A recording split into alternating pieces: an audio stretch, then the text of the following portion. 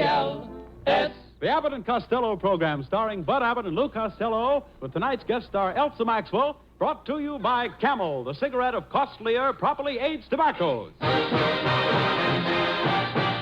The Abbott and Costello program, with the music of Alan Roth and his orchestra, a singing star Amy Arnell, and spotlighting that chunky, chubby little cherub who, when caught putting a toothbrush in his Uncle Artie Stebbins' lunch pail because he heard him say he was going to work on George Washington's bridge, calmly said, I'm a bad boy!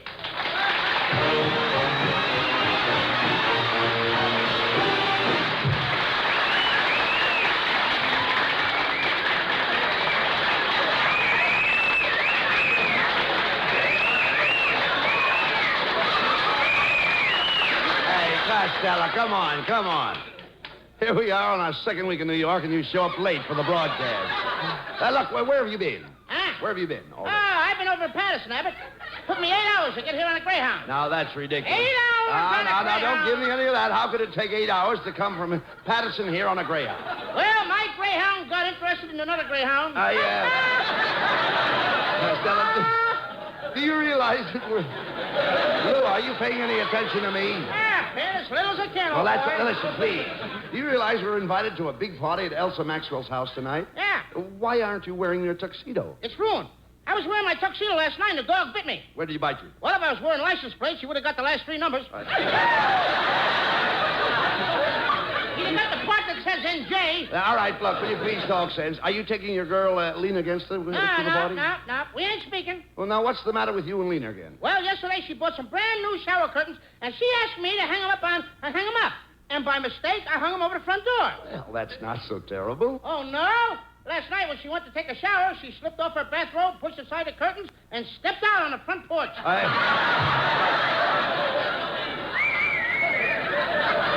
Tell me, Costello, were you born... Would have been worse. Wait a minute, I want to ask you... Would have been me. I know that. Listen, I want to ask you one little simple question. Were you born dopey? I should say not. I'm a self-made dope. That's what I believe it. H2. I'll bet you.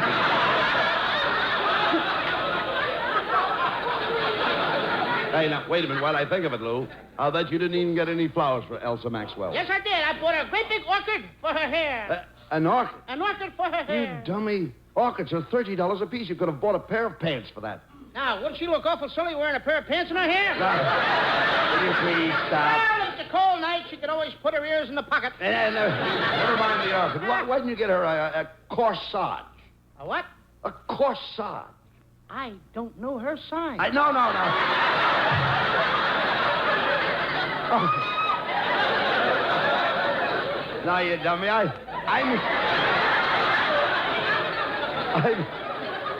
You don't seem to understand, Lou. I mean some flowers to wear on her dress, you know.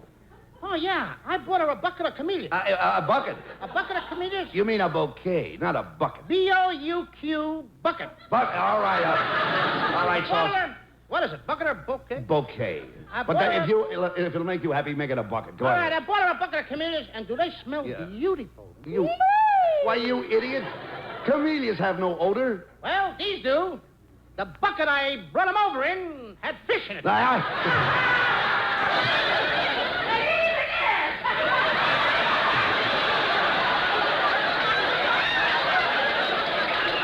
Costello.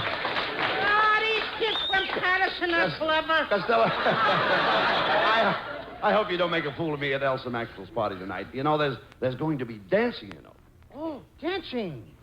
Well, I love dancing, Abbott. I used to be a lifeguard at the Roseland Dance Hall. A lifeguard in the dance hall? Yeah, I kept the wolves from getting too close to the waves. Look, Costello. What kind of dancing do you do? Oh, me, I do the shimmy. The shimmy. The shimmy is a back number. Oh, I can start mine from any place.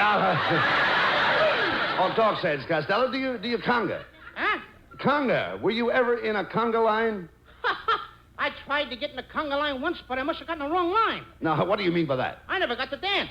But I came back with an armload of paper towels. Look, Costello. I can tell that you know absolutely nothing about modern dancing. Who don't? You don't. I come from a family of dancers. My Aunt Minnie, she was a famous balloon dancer on a stage. Do tell. One night a mouse ran across the stage, and Aunt Minnie screamed and dropped her balloon. Yeah, what happened? The mouse fainted. Oh, I'm not going to take any chances. Now, before we go to Elsa Maxwell's party tonight, I'm going to see if you really know how to dance. In other words, I'll give you a lesson. Oh, you don't have to give me any lessons. I took lessons from Martha Murray. There's only one thing wrong. He taught me the woman's steps. What's wrong with that? I'm the only wallflower in the history of dancing that uses the men's smoking room. There, look, never mind that. Look, I'm going to teach you how to dance right now, right here. Right here? Yeah, right here. Now, let's say that I'm a beautiful society girl. Now, this is my my first party, incidentally. I'm coming out tonight. Mm-hmm. You're the kind that ought to be pushed back in. Now, look, cut that out. I'm a beautiful girl. What's your name? What's the difference? Let's say my name is Laura Doone. Your name is what? Let's say Lorna Doone. Oh, I know your sister. Nothing, Doone. All right, never mind. Will you please pay attention? Liberty. Wait a minute, listen to me, please. Now, here I stand. Here I stand all ready to dance. Now, I'm dressed in a strapless evening gown, and you ask me to dance. No, I can't dance with a girl with a bare back. Why not? Why? It always makes me feel like I'm patting a bald man in the head. Never mind that. Now, let's dance. Now, here we go. Come on, now. Now, slide, glide, slide, glide. My Costello, that's wonderful. I like the way you dip. Who's dipping? My pants are falling down. Always in this lovely. We're dancing past the orchestra. Well, what's the matter? I danced too close to the trombone player. I did!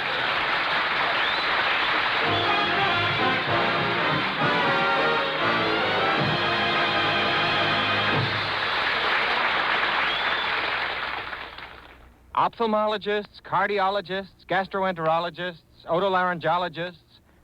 No, folks, I'm not practicing tongue twisters. Just listing different kinds of doctors covered in the Great Cigarette Survey recently made by 3 leading independent research organizations. Yes, they covered doctors in every branch of medicine. 113,597 doctors. From Mexico to Canada, from the Atlantic to the Pacific. Doctors in every state of the Union were asked, "What cigarette do you smoke, doctor?" And the brand most named was Camels. Rich, full-flavored Camels, the cigarette of costlier tobaccos. Superbly blended Camels, the cigarette with the cool, throat-welcome mildness. Sure, doctors, like all you folks, smoke for pleasure. Camel's flavor and mildness register with their tastes and throats, just as with yours. Now, this impartial, factual evidence shows that... According to a recent nationwide survey, more doctors smoke Camels than any other cigarette.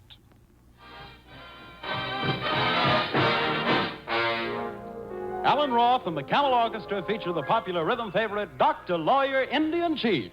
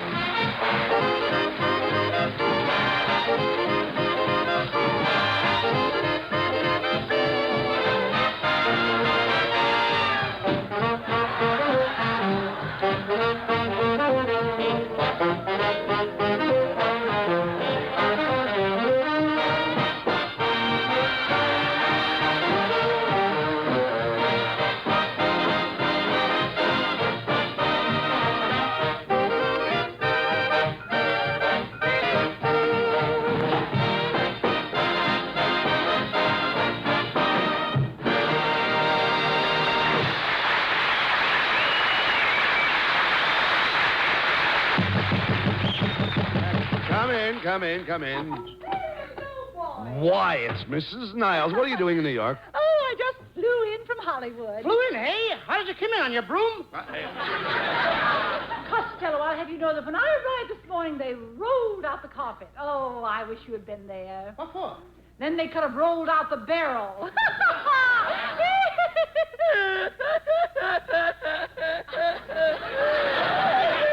All right, you laid it. You don't have to scramble it. I have no time to argue with you, Costello. Oh, I'm dead tired from my plane trip. I'm bushed. Bush, you look more like something that's been treed. I'll know that I just came from the beauty parlor. What's the big Why, problem?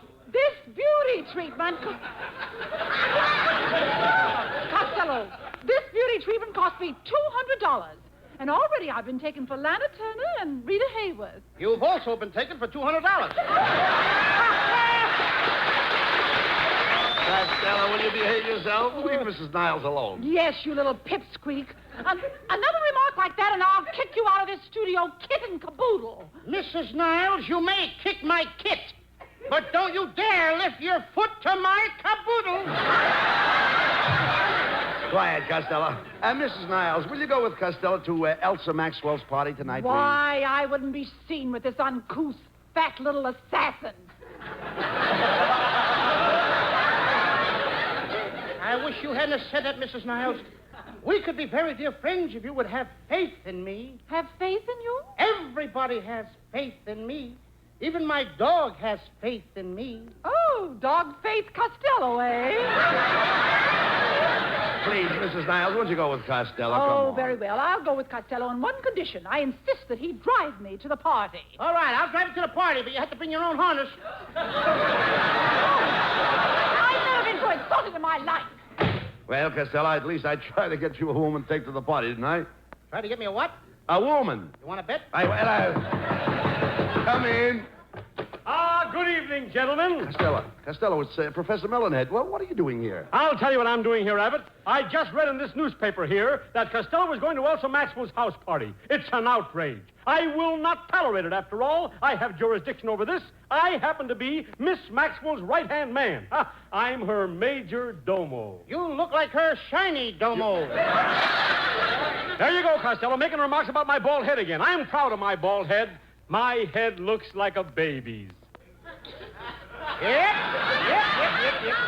Like a baby cereal bowl with shredded wheat around the edge. Melonhead, why do you object to Costello going to Elsa Maxwell's party tonight? Why, if Costello were to appear at Miss Maxwell's party, it'd be a catastrophe. It would The be... cat foot is free? No, a catastrophe. I'll explain a catastrophe. Costello, suppose your cat had kittens in your hat, what would that be?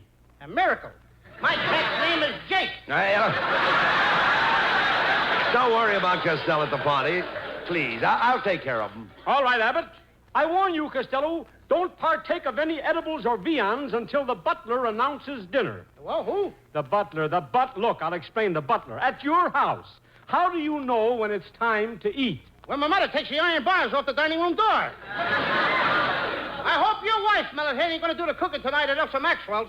No. She makes the world's worst pancakes. Now, never mind about... Wait a minute. I don't want you to make any more remarks about my wife's pancakes. Well, in fact, Costello, the next time you mention the word pancakes, I'm going to take this newspaper and hit you over the head with it. You mean every time I mention the word pancakes? Hey. Cut it out! I mean, after all, I simply don't like your wife's, What? That stuff, anyway. You don't like what stuff? I don't like the word you want me to say. If I say What it, word? You're What going to hit word? me on the head if I say it. What word? Pancakes? I tell you, man, that hurts, Melonhead. It hurts, That huh? hurts when you hit me on the head. Well, I only hit you on the head because you said something you're not supposed to say. Well, I won't say that word no more. What word? That pep.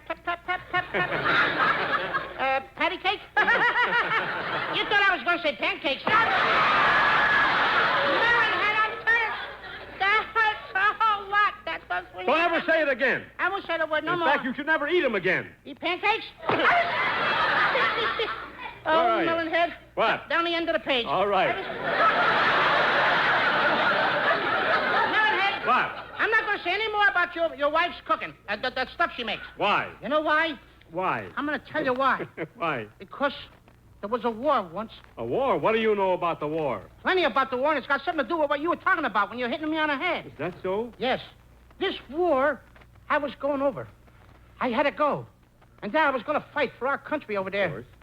And I was right where the bullets were the thickest. Where the bullets were the thickest? Where was that? Underneath the ammunition truck. Now, be serious. And finally I come up out of there, and there was a bullet coming right at me. A bullet coming at you. And it hit me. A bullet hit you? Right in the heart. Right in the heart. And before I left home, my father gave me a good book. Yes? And he told me to put it by my heart. The good book. And you know what saved me from being killed? The good book, of course. Oh, no, one of your wife's pancakes. Oh.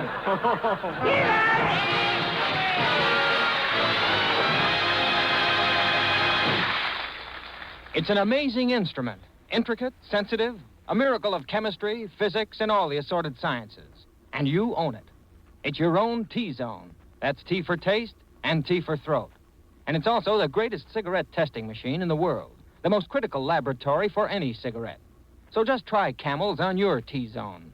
See how your taste responds to the rich, full flavor of Camel's superbly blended and costlier tobaccos. See how your throat reacts to Camel's cool mildness.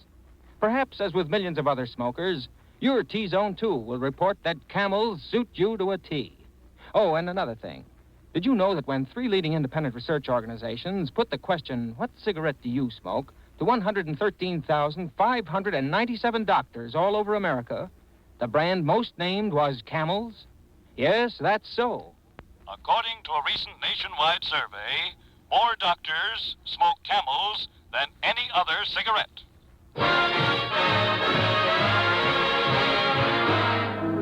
And here's Camel's lovely Amy Arnell, the girl with personality. When Madame Pompadour was on a ballroom floor, said all the gentlemen, obviously, the Madame has the cutest personality. And think of all the books about Du Barry's look. Or was it made her the toast of Paris? She had a well-developed personality. What did Romeo see in Juliet? Or Pierrot in Pierrette? Or Jupiter in Juno? You know. And when Salome danced and had the boys entranced, no doubt it must have been easy to see that she knew how to use her personality. What did Harry J. see in Betty G? Or Garson G. in Gable C? Or Bing and Bob in Dot Lamore? Toujours. I've got the Grable grace, I've got a Grable face, except I've had it much longer than she. Gee, if I only had her personality. Personality.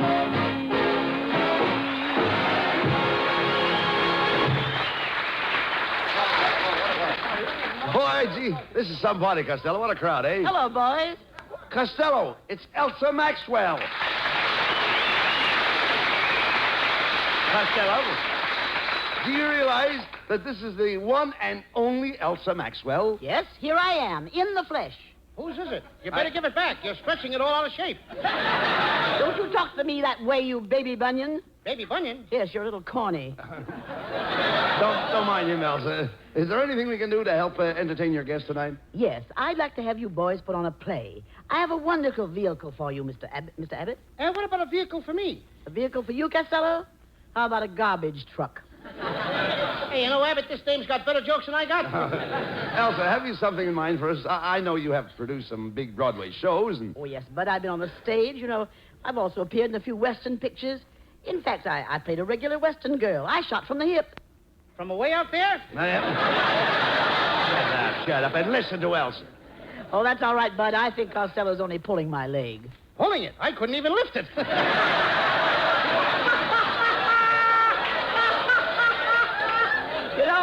You know, boys, I've written a little sketch that we can do tonight.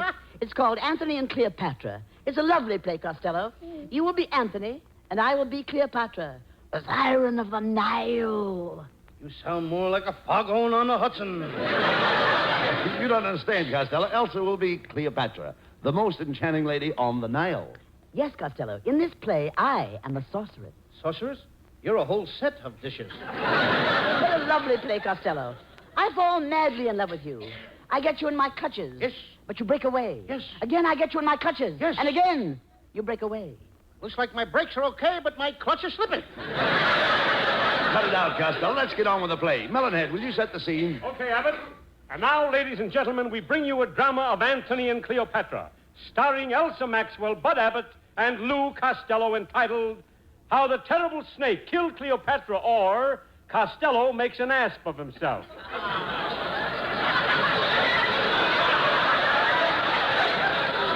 the scene opens, Julius Caesar and Mark Antony are walking along the banks of the Nile. Julius Caesar speaks. Oh, Anthony, isn't this a wonderful country? Yes, Julius. There is no country in the world as beautiful as egg wiped. Egg wiped? Wait a minute, Costello. Where do you see egg wiped on the script? It's right here in the script. What do you mean? Egg wiped. E-G-Y-P-T. Egg wiped. Ah, you dope. That's Egypt. Huh? That's Egypt? Egypt. You read the straight lines, kid. I'll get the laugh. Quiet, Costello. Ah, Anthony, we are approaching Cleopatra's camp. Halt, who goes there? God, tell Cleopatra that Julius Caesar and Mark Antony are here. Which one is Anthony? I am. Mr. Anthony, I have a problem.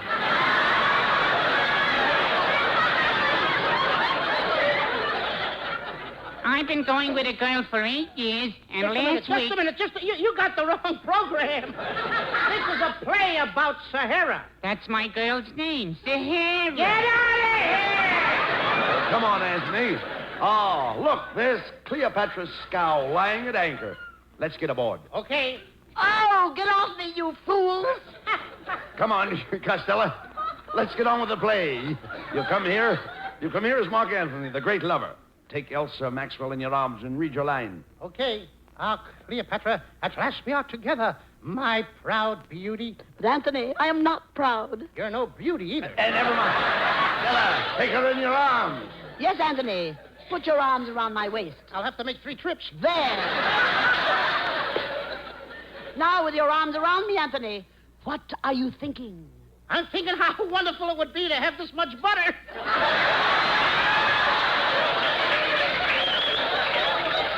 You should talk.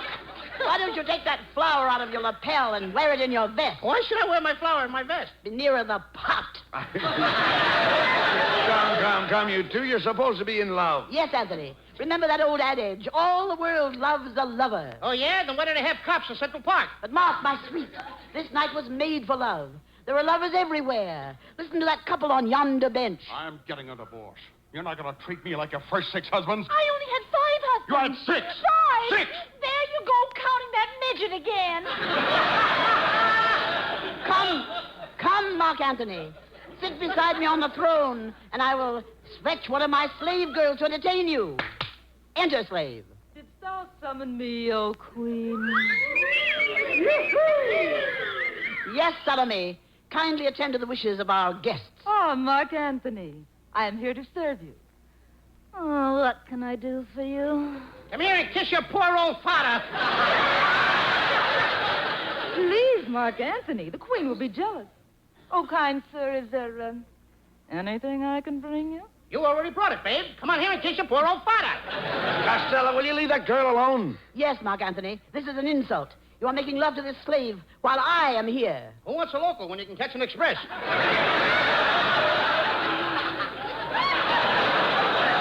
Salome, get out of here. Away. I, Cleopatra, will dance for Mark Antony. I will do my famous fan dance. You do a fan dance? Yes. What do they use? Windmills? Costello, let Miss Maxwell do her fan dance, will you, please? I'd rather see her do a hula dance. Oh, you think I could do a hula? Oh, you can do a hula, certainly.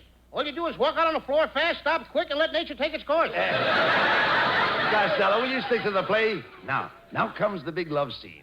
As the barge floats down the river Nile under the Egyptian moonlight, Miss Maxwell is sitting on your lap. Oh, goody, goody. Well, Costello, here I am on your lap. Costello, speak to me. Where are you? I'm this grease spot on the chair. Now, as the slave girls sprinkle roses around your feet, you take Miss Maxwell in your arms, mind you, in your arms, and you kiss her. I can't do that, Abbott. Miss Maxwell and I, we can be nothing but friends. Oh, please. Please, Costello, don't say that. Call me anything but just a friend. I'm afraid I can't. Tut-tut, you're just a friend. Here, I'll put my arms around you. Now, am I just a friend? Yes, you're just a friend. I'll put my cheek against yours. Now, what do you want to call me? You're just a friend. Then I will kiss you.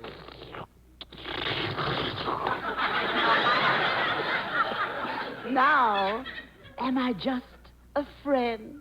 I won't tell you till you let me up. kiss, I can't call you friend. Not after a kiss like that. Then, what will you call me? Grandma. Grandma! Grandma!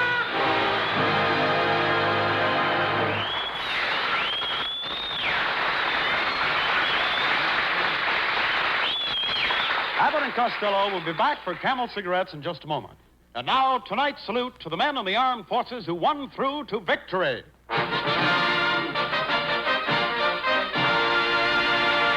Tonight we hail the 99th Division, heroes of the Remagen Bridgehead. Since the beginning of the war, the makers of camels have sent more than 150 million free camels to our fighting men overseas. But now, with demobilization in progress, free camels are sent to servicemen's hospitals instead. This week, the camels go to Veterans Hospital, Marion, Illinois, U.S. Army Cushing General Hospital, Framingham, Massachusetts, National Naval Medical Center, Bethesda, Maryland, U.S. Marine Hospital, Savannah, Georgia, and Veterans Hospital, Northport, Long Island, New York, in your honor, men of the 99th Division.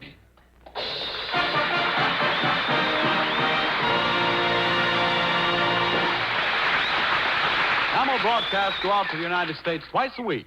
A rebroadcast to practically every area in the world where our men are stationed, and to our good neighbors in Central and South America. And now, here are Bud Abbott and Lou Costello with the final word. Well, Costello, this is our last night in good old New York City. Yes, Abbott. But this is not our last broadcast. In fact, we're going to do 4 more broadcasts from Hollywood. No, not that! Get these guys off the air! How much shit you guys stand? Oh, Wait a minute! Just a minute. Why don't you go out and take a long walk on a short pier, old boy? Oh, get this corny guy with that broken-down joke. What's the matter with that joke? That was one of my father's jokes. What are you? One of your mothers? Good night, folks. Good night, Patty and Carol. Good night, everybody. Good night. Good night, Tom, Patty, Carol, and everybody. Mary, everybody.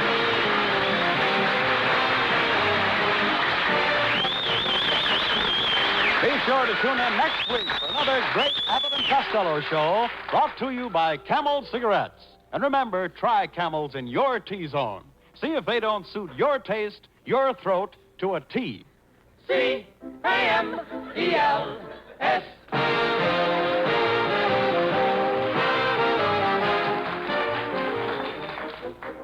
If you smoke a pipe, it'll really be a red-letter day when you switch to that big red tin, Prince Albert. Yes, more pipes smoke Prince Albert than any other tobacco in the world. It's crimp-cut, burned cool, and it gets a special no-bite treatment that takes out all the parch and sting but leaves in all the rich, mellow, wonderful flavor. So switch to Prince Albert today. Saturday night, be sure to listen to Prince Albert's Grand Ole Opry. You'll hear Red Foley, Grand Ole Opry's sensational new romantic singer. Remember, Grand Ole Opry, Saturday night on NBC with Red Foley.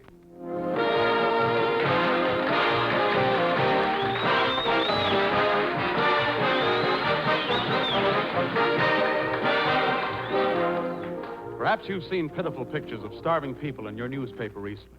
These scenes are being repeated over and over throughout Europe and Asia. Many of these people, especially the children, will die without our help. You can help by avoiding all food waste, by preserving food through home gardening and canning, and by giving canned food and money to your local emergency food collection. Share a meal, save a life. Be sure to listen at this very same time next week for the Abbott and Costello Show for Camel Cigarettes, which will come to you from Hollywood. Thursday night is All-Star Night on NBC. Stay around now for Rudy Valley over most of these stations. This is Bert Parks in New York, wishing you all a pleasant good night for Camel.